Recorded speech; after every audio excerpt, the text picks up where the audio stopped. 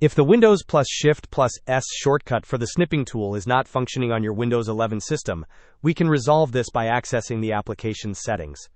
First, locate the Windows search bar, which is typically found at the bottom of your screen. Type Snipping Tool into the search bar and press Enter. Once the Snipping Tool application appears in the search results, click on the small download pointing arrow next to it. From the drop-down menu that appears, select App Settings. Within the App Settings window, scroll down until you find the Terminate button.